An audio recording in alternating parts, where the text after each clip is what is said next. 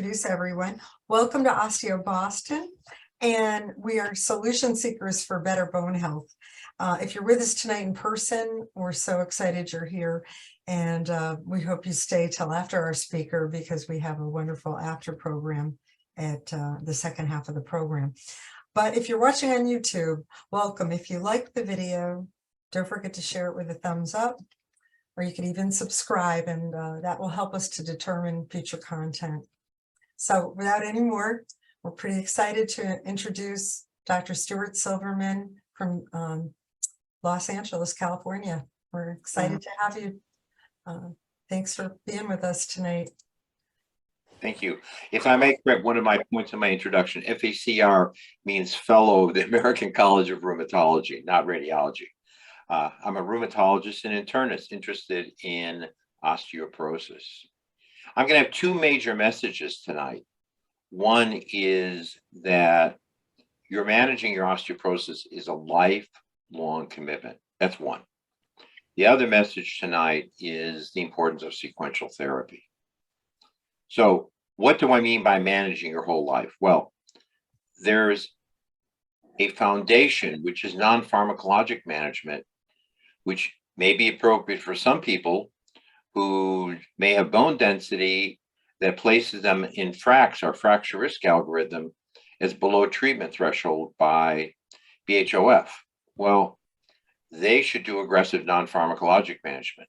But those of you who are already on a medication also need to have aggressive non-pharmacologic management.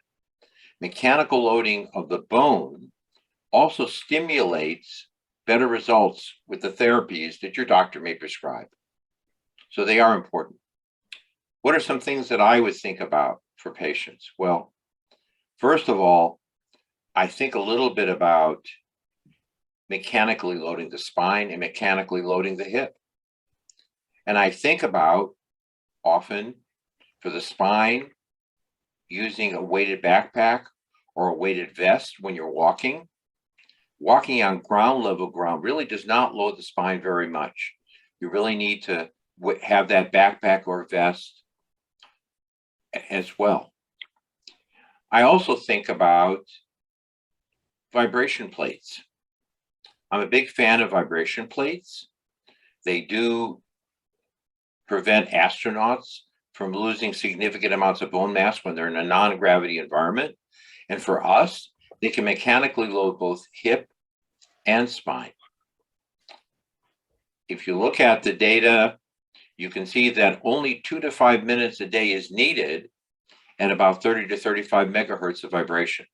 So I do encourage most of my patients to consider a vibration plate. There are several third-party vendors that I'm aware of, at least in LA, who use vibration plates in combination with exercises once a week. I'm not going to endorse that as sufficient. I think you need to do it more often, and you should do it at home.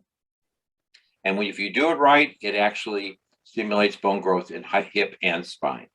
The caveats are you can't use it if you've had a joint replacement, such as hip or knee, or have had problems with your eyes, such as retinal detachment. But it is, for many people, a good and easy suggestion, as well as loading it with walking, as we said, as well. Some other things that I think about for non-pharmacologic management is actually, there is some data, at least for the spine, but not for the hip, about potential use of probiotics with lactobacillus. That might be another thing to consider as well. I also think non-pharmacologic management also includes a lot of emphasis on balance. I want to point out, as good as any of our medications are, they only really reduce risk of hip fracture by a half. The other half is you can't fall. And how do you avoid falling? Well, again, you need to work on balance therapy. Of a favorite book of mine is Falling is Not an Option, which is available on Amazon. It's an ebook which talks about Tai Chi, balance exercises. A balance therapist, if you have one in your community, is great. I can send to Shelley a list of some balance exercises that she can then distribute if needed. But I think balance is very important. How do you know if you're having problems with balance? Can you stand on one leg or the other for 10 seconds? If you can't, or you're using, or you have to use a walking aid, I'd like you to think about balance and talk to your physical therapist, your physician, about getting some balanced therapy. It really is, I find, very important. So these are some things. Then you have the other part, which I know you're interested in, is calcium. And I'm a big fan of trying to get your calcium in diet, not through supplement. In the nurses' health study, there was an increased risk of kidney stones in people taking calcium supplements, who often, because they took calcium in their diet plus supplements, wound up with high doses of calcium, sometimes 2 grams or more. I'd like you to try to see if you can get the calcium in your diet, and you can do that with some help from a calcium calculator. There's one for the IOF. We're currently developing one together now for the U.S. market. There's also one on the Canadian Osteoporosis Foundation website. If you have some homework to do, look at how much calcium you're getting in your diet and see if you can adjust it. I use the 300 rule, which is 300 milligrams of calcium in the yogurt I had this morning. I had a Greek yogurt, black cherry. I had 2 slices of cheese for lunch. That's another 300. And then my wife and I usually have 2 portions of veggies. Each half cup of green veggies is around 300. And of course, there's also cow milk glass 300, almond milk at fortified 450. I think most of us probably can do, not all of us can do it in our own diet, and that's a safer way.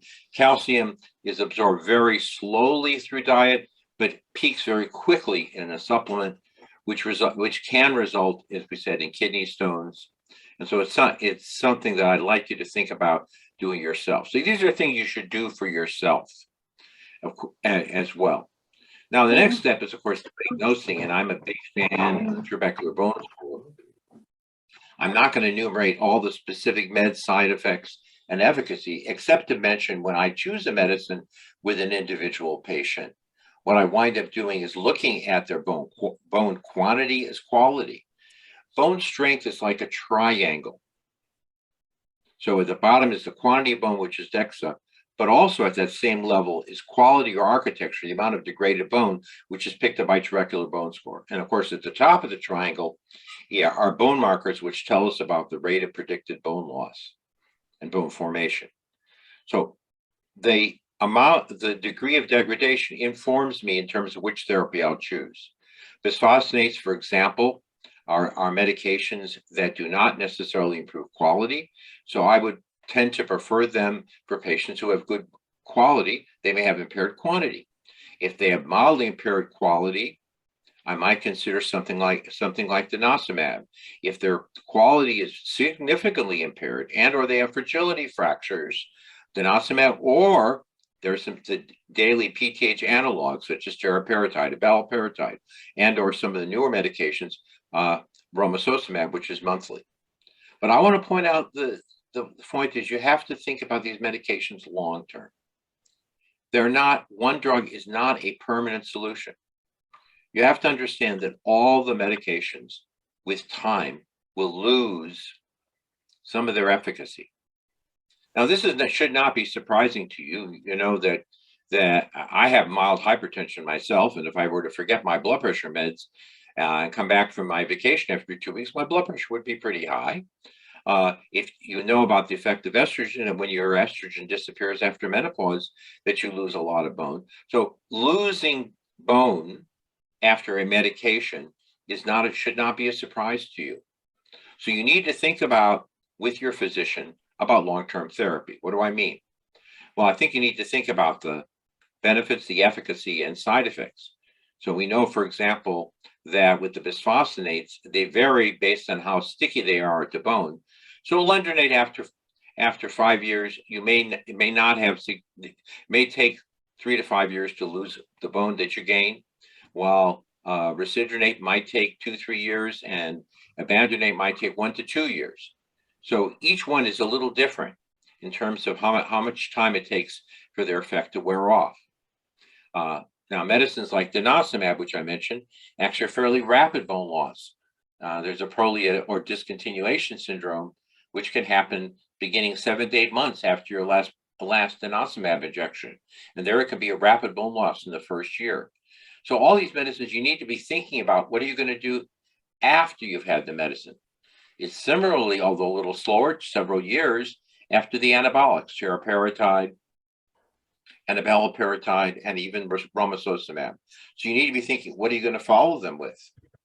So they might, if you take an anabolic, you might follow it with an anti-resorptive that I mentioned. So you need to be thinking about following it up. And some classic combinations, for example, anabolics, which I would, as I mentioned, I would typically use in a patient with fragility fracture and a low bone quality. I might well consider an anti-resorptive, whether it's denosumab or whether it's a bisphosphonate. And even romosozumab or Evenity, I might want to continue then with Prolia for 1-2 years. And I might even consider again a second course of that medication. How long do I continue the anabolics? Well, that's that's in process right now, because we are realizing that the anabolics vary in terms of their response in patients. Some patients they stop responding in 18 months, some in 24, and some in longer. So we might want to continue longer periods by check bone markers as well. So we try to figure out what's going on with a given patient, both dynamically and statically, and try to assess what we need to do. What are next steps? Again, should that patient be on an anti-resorptive up front? If it's going to be an anti-resorptive, is their quality good so that we don't have to worry about reconstructing the bone architecture? Or is their bone architecture poor that we do need to reconstruct it? Or is there an urgency to reconstruct because they're having multiple fragility fractures? Or maybe they're having a surgery coming up that requires good bone. And then again, we need to hurry to get that bone ready so it could accept that artificial joint replacement. Now, in terms of the side effects, I think all of us think a lot about the side effects of these medications, and I think you have to make your own decision based on both efficacy and side effects, and on your particular medical history. I think we all know about the side effects with anti-resorptives, including osteoporosis of the jaw, atypical femoral fractures, the reported instance of osteosarcoma with some of the injectable anabolics, PTH analogs, appears to be decreasing with time. Now we have more human data. We don't see it, although we saw it in animal models, rodent models. And so I think you need to look at what your condition is. Some people I know who have to consider, are they having dental work? Well, if they're having dental work, or they're going to have any invasive procedure, we may want to delay the onset of a medication associated with osteoporosis of the jaw. Also, you need to figure out the timing, because you might be on one of these drugs and need a specific dental procedure. Well, then you want to try to figure out how to coordinate it. With denosumab, for example, I want to consider it several months away from the injection and several months before the next injection. So I think basically what I'm trying to convey is that you need, first of all, to start with a foundation of non-pharmacologic management. You need to include that non-pharmacologic management when you start a medication, because you're going to optimize the response. You're going to try to decide with your physician what is the best medication for your bone, whether it be a bone that has good quantity, good or bad quality, and etc. So you're going to want to decide. You're going to be thinking with your physician when you stop or discontinue any one of those meds, what is your next step? I think some of the things that I have seen which worry me a lot is I have patients started on denosumab that they're told to stop their medication, but they actually don't have a plan for what to do next, and they lose significant bone. So we want to be thinking again long term about that. Now, I want to point out that it's not uncommon for many people who are at high risk by FRAX, which is 20% risk of major osteoporotic fracture, spine, hip, shoulder risk, or 3% risk of hip fracture.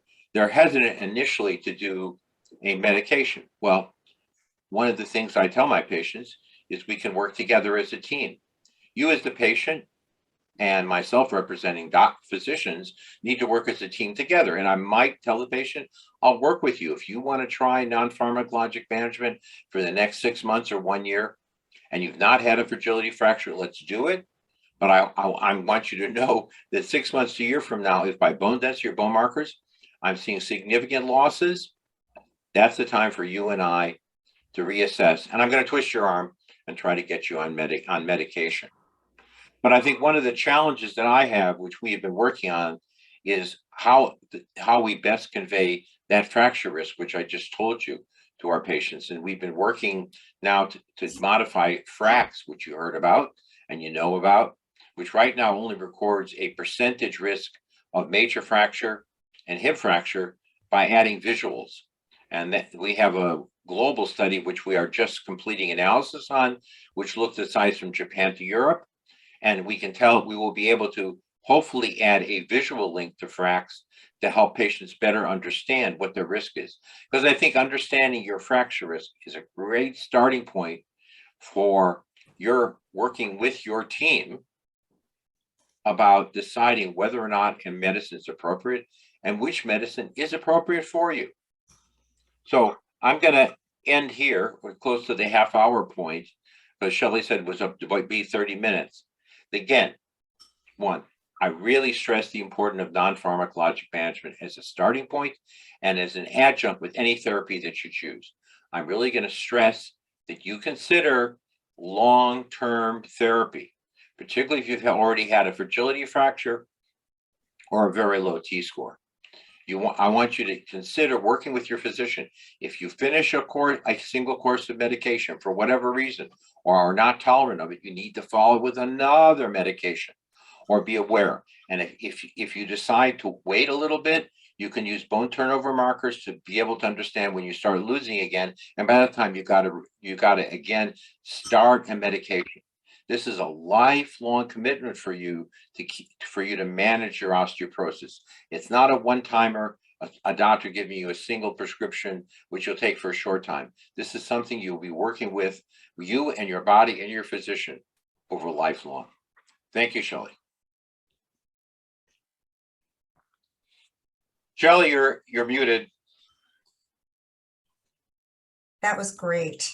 I appreciate it. And I really, I think you raised a lot of very good information in a concise amount of time. And I think you've even got some questions already on the horizon here. I wonder if you'd mind taking a few people's questions. Okay, let me see. So to start that, someone I hear is on alendronate. And what do you mean about the medication wearing off after 5 years? Could you elaborate a little bit about that? Well, first of all, think about alendronate. You have a very gradual increase with time in efficacy, which means increases in bone density. Unfortunately, side effects don't stay low down here. They start to go, after 3 to 5 years, start going up. So you're going to probably want, at that point, your physician may want to go ahead and take you off the alendronate. Now, admittedly, some people are very, very high risk with fragility fracture. Physician might say, yeah, I'm aware of a risk, you're aware of a risk, let's continue. But if you do decide at that point, well, I treated to my target. I got my bone density up to a certain level that I feel comfortable with, my physician feels comfortable with. All the medications that I know have actually, with time, are eventually the glue comes off and the medication is released from cortical and trabecular bone. And so we need to understand it's different depending on how sticky that medicine is. Alendronate is stickier than risedronate, which is stickier than abandronate. With time, that medicine is going to disappear and we're going to lose bone density and lose the protection that medicine provided. So we got to be thinking about, and I use bone markers to find out when that starts happening, we got to start a newer medication, which could be, for example, denosumab. So I think we need to understand this is just part of it. Most medications, like I said, like my hypertensive meds, with time, they just wean off. So, you know, as like I said, if I go on vacation for 2 weeks, by the end of the 2 weeks on vacation, I had a great time, but my blood pressure's up. So it should not be a surprise to your listeners. You know, Dr. Silverman, in the beginning of your talk, you mentioned that you really like to look at the bone architecture and see the quality and the density as you know, what is it good enough, and then determine what drug to put someone on if they are going to actually need a drug. So could you give an example of that again, of what drug you would? I have somebody, let's say, for example, T-score -3, and they have not had a fragility fracture. They meet FRAX guidelines. Well, I could theoretically just give them a bisphosphonate, could I not? And some physicians, I know some primary care docs write bisphosphonates for everybody. But that might be a mistake, because if you have poor bone quality and we don't correct the quality, even though that bisphosphonate is improving the quantity, if your fragility or your architecture is degraded, you still might fracture despite having improved quantity. So we need to think about quantity and quality. And as I said, the third part, I actually like to look at bone markers to see how active the bone is. There are a few people whose bone's kind of sleeping and the bone markers are low. And I see here a question from Diane Preston. Bone quality is trabecular bone score, which is available around the country, but not all providers. Mm-hmm. I would encourage you to look for TBS scoring to be able to choose what may be the best medicine for you. I also look at TBS to see has it responded. Now, quality improves much slower than quantity, so it might take a couple of years to improve. But I think it's a good one to understand exactly what is your fracture risk. Mm-hmm. And doctor, we've also heard doctors speak about the CTX and NTX. Is that also helpful? Would you also include those? The top of my triangle down here is quantity, quality, but at the top are bone markers, CTX. I tend to use serum CTX. Urinary NTX is very sensitive, but has a very wide range of measurements, so it's a little harder to interpret. I use P1NP or procollagen peptide as your marker of bone formation. And that can tell me whether the patient is responding to that medication or not. And yes, I found patients, there are the rare patient, they're usually 4 or 5% that doesn't respond to many of the medications, and I need to identify them. Now, sometimes they're not responding because there's another condition going on. Like, for example, a good example might be someone with breast cancer and who actually on a aromatase inhibitor, Arimidex, for example, that any of the medicines I'm using have to fight the bone loss from the breast cancer medication. And I can see actually sometimes that they're on IV zoledronic acid, and actually the aromatase inhibitor is winning and the medication they're taking is losing. I got to switch. So, you know, I want to understand it. So bone quantity and quality are static, like still life measures. The CTX and P1NP, which is we've recommended, are actually dynamic measures, which tells you at this moment what's really going on. It's my way of looking into a crystal ball and predicting the future. The DEXA tells me what happened in the last 1 to 2 years. I want to look in the future and read your fortune, Shelley. I'd like you to. That sounds great. I thank you for that answer. I also want to mention, someone asked if you only have osteoporosis in your hip, is a FRAX score, who would be best to answer this? Someone who worked on the FRAX to begin with, but would that be necessary? On the femoral neck bone density in the current form. However, those of us who are skilled in FRAX have a correction factor if someone is osteoporotic in the spine. I don't know if people know about standard deviation. It's a measure of variability. So if someone is minus 1.5 in the hip, looks great, but then you look at the spine because they were taking steroids, for example, and it's -3, then what happens is you would then take, it's 2 standard deviations different, I would add 20% to the fracture risk. Just like when we take a quantity, we add TBS, we might be adding more fracture risk as well, based on what the TBS score is. Oh, excellent. All right, I would not have thought about that. Thank you. Diane says, what do you think of a third year of Forteo? I think that it's not about how long you're on it, is are you responding on it? The anabolics, generally about a third of people, their response by P1NP, CTX, which are both up, starts weaning down by 18 months. Then I talk to the patient, maybe we shouldn't continue. Why inject it if it's no longer responding that well? Another third start waning down at 24 months. But that leaves a third that might be going strong up to year 3. It's not about the year, it's are you still responding? So the question I have to rephrase is, you know how long to take these meds based on are you responding or not? And it's hard to use bone density to do that, but bone markers give you a good clue. They'll tell you right away, are you still responding or has it started to fade? If it started to fade, I don't see the point of continuing, but that might be as early as 18 months, 24 months, or as late as 36. Is it possible that someone could go on, for example, Prolia, and then not have any results, but go on Evenity and have lots of results? In other words, why is it that some are resistant to certain anabolics and other ones are valuable for them? Very unusual. Okay, it is very okay. Some of the confusion about resistance is many of the anabolics like Forteo are often labeled as being resistant because when you look at a given site, it increases the area of bone without filling it in. So the bone density actually is dropping while the bone is actually getting bigger. So that's that's a conundrum for physicians to read.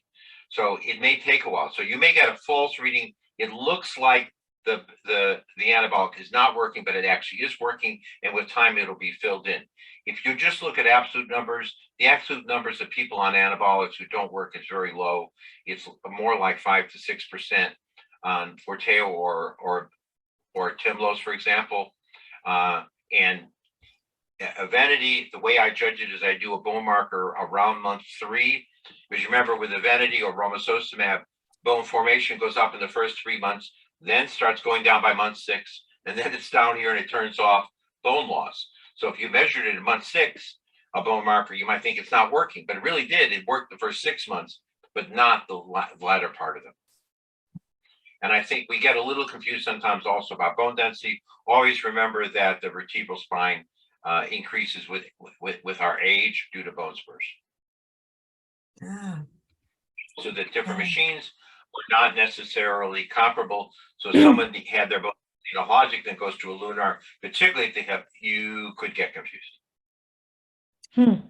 So you mentioned the vibration plates, and I wanted to ask you a question about that, or a couple of people did.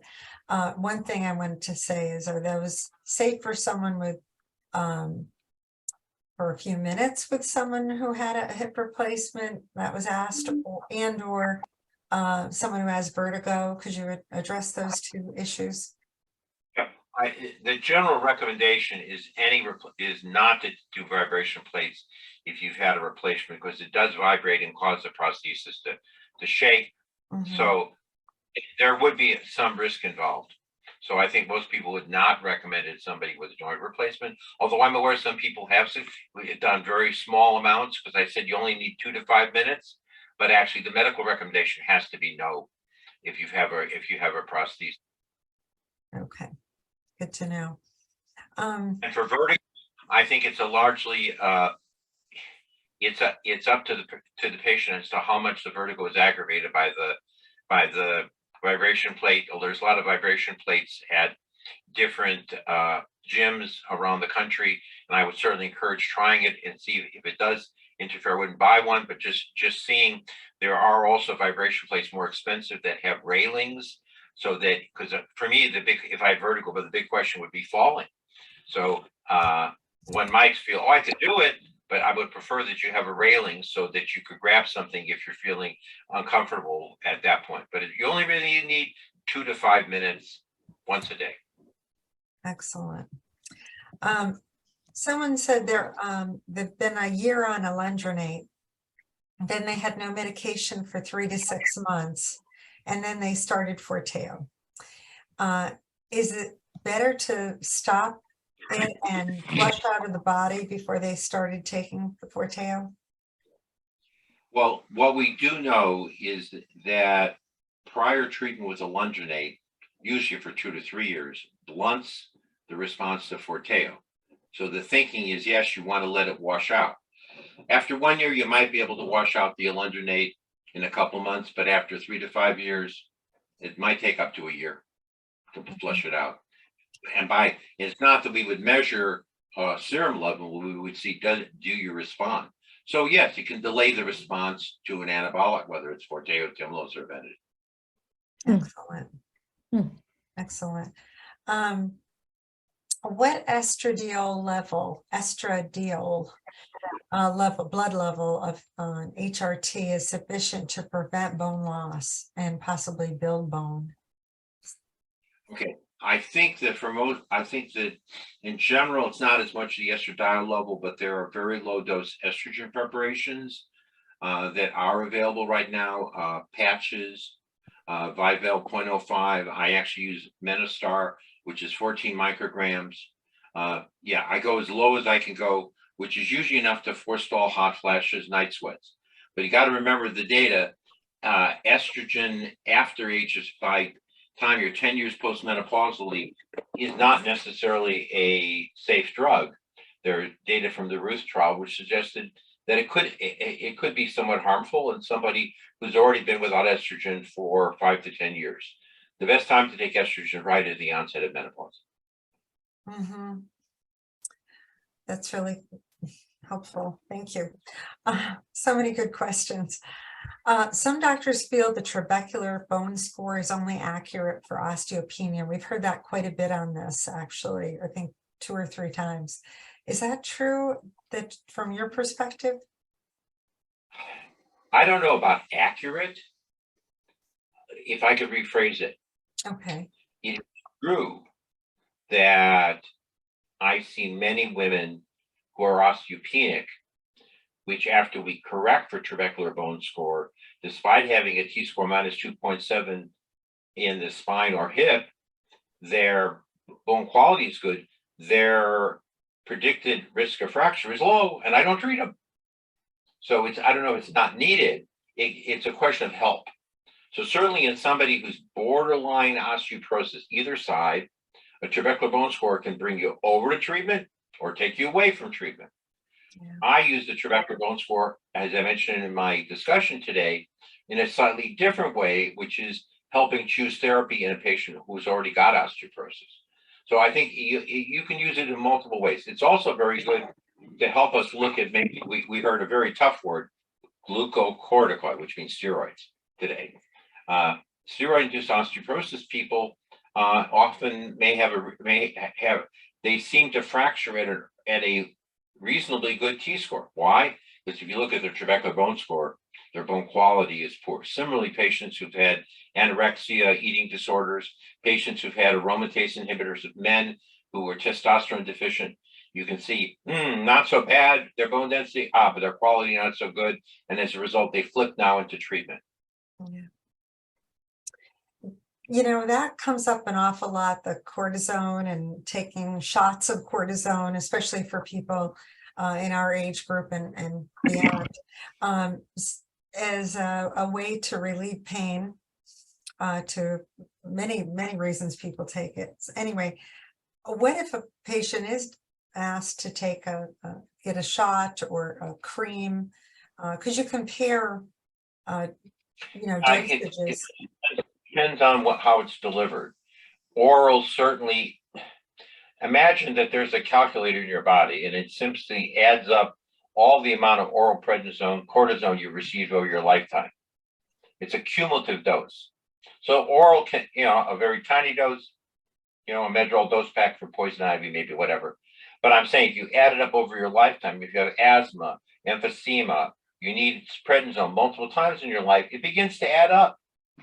And, the calculator never clears and returns back to zero.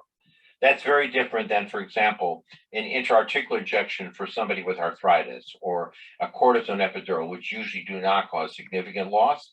Now, inhalers, there's been a push in children because I used to see children with vertebral compression fractures.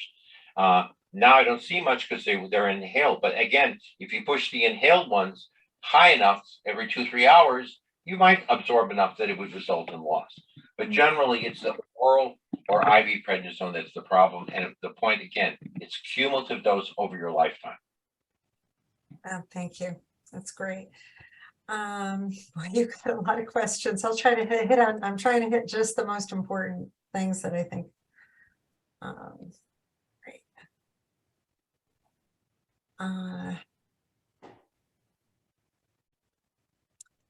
Well, I think that is a good question about the weighted backpacks and the weighted vests, which I think are great. You know, a lot of us hike in this group. And of course, there's water that you carry, you know, hydration devices. Those aren't very heavy. So what would be the weight that you would think would be enough for, which I'm sure it depends on your own weight, but 2.5 to 5 pounds. But I want to stress again that we're talking, the point is walking on level ground does not really load the spine very well. So you need to, so you could live in a hilly area where you might be doing it that way. You might be doing it with a weighted backpack with 2.5 to 5 pounds with a book, thick book, or you might, you might be doing, you'd be doing it, you know, by as we said, hiking with a weighted vest. The only concern I have about weighted vests, some people put a lot of weight in the front of the vest, and then when they walk, I see them walking slightly bent over, and I don't like that because I don't think you or any of our patients on the call, our individuals on the call, really want to be put in a kyphotic position bent over. That's not a pleasant look. So we want to try. The reason I like the backpack is it pushes it back, your backpack, and retains better posture. You know, I think so. For me, the weighted backpack is preferred because one, you lower the spine, and two, it forces you to have a better posture. And I think we all want to keep our posture despite osteoporosis. yes. You know, I so agree on all of that. I also wanted to say, one of these questions was mine as well, and I'm glad to see Justine, you wrote that and reminded me. Regarding the FRAX, 20% seems like a reasonable percentage to treat, but 3% seems like such a low percentage. Is there a reason? This particular person says her chance of fracturing a hip in the next 10 years is 3%. That sounds pretty good, but is that a misreading? In other words, is that a recommendation for medication in that case? Well, I think that, well, from the patient perspective, you know, a 20% risk of major osteoporotic fracture means there's an 80% risk you're not. And one could say, well, a 3% risk of hip fracture is a 97% risk you're not. But, but, one of the unlucky people in those 3%. Remember, we're working on making patients understand fracture risk around the world. If you have a hip fracture, think about 4 patients. One patient's going to be perfectly fine. The next patient, always in a cane, will have a cane or walker the rest of his or her life. The next patient, patient 3, with a hip fracture, well, they might be in a SNF, a board and care. They won't be able to live independently anymore. And finally, the fourth patient will die within 12 months. So yes, it's only 3%, but if you consider those statistics, I don't think we want to have a hip fracture. The consequences, it's about the consequences of that hip fracture. Mm-hmm. That's why we say 3%. And it was determined actually by Anatosis and one of my colleagues who actually did a cost-effective analysis in terms of societal costs. At above 3% risk of hip fracture, the cost is very high to society because of the reasons I just outlined. The number seems low, but yes, the consequences are. Yes. Okay. Can the bone pain that someone might develop from Forteo, this person has it in their hands, can that dissipate over time? Have you heard of that? I've heard about it. It's very, very rare. It would be important to check for other causes. Bone pain can result from low vitamin D levels or alterations in calcium levels. So I think it's very important to get it worked up to try to understand it better. It could be a mild hyperparathyroidism. There's a lot of reasons. Most of the time it's actually not due to the Forteo, no. Okay, good to know. Are you a proponent of using the 24-hour urine test, Dr. Silverman? When I see a patient initial workup, I think knowing whether or not they have hypercalciuria or calcium urine is valuable. But I also realize I try to be patient friendly. 24-hour urine is hard to do. So we actually do, the minimum we do is a screening test, which is to spot urine calcium. And if the urine calcium is even slightly elevated, yes, we'll do a 24-hour urine. But I'm aware it's not an easy test to do as a patient. Okay. But it should be done as part of the initial workup, yes. Well, here's a good one. Do you take out-of-state patients? If their state allows me to, yes, I do virtual health. I do out-of-the-country patients. I have one patient right now from Qatar, one from Kuwait, actually, that I deal with. Wow. Well, we do have people from all over. We are called Osteo Boston, but that's just because we originated. I'm from Boston and I'm run it, but everybody's from everywhere. Okay. You give me credit for being from Boston, Shelley. I'm sorry? You didn't give me credit for being from Boston. My biographer did not mention that I was at Boston University. I lived in Newton Highlands off Route 9 near Chestnut Mall. I noticed that actually, and we did say that. We said Boston Medical Center quickly, but I think that's pretty wonderful. So so we both have that. Boston, I think Boston, when you graduate or when you did your internship and residency there, I think it was called something like Boston University Hospital. Right. And I did part of my time at Boston City Hospital. Before it got remodeled. And I live right across the street from there. Well, that's great. Let me see if there was, I just lost all the chats. Isn't that funny? Oh, there we go. I think, let me see if we took, if we have anything else. I don't know if everyone caught that you were on a team of people that originated the FACS and you're continuing to explore that test now to make it even more usable by having visuals with it so that someone could see. I think that's wonderful. I know myself, as soon as I learned I had osteoporosis, I wanted to use that and learned about the FACS. I wanted to find out what my score was. And I think that's such an important test.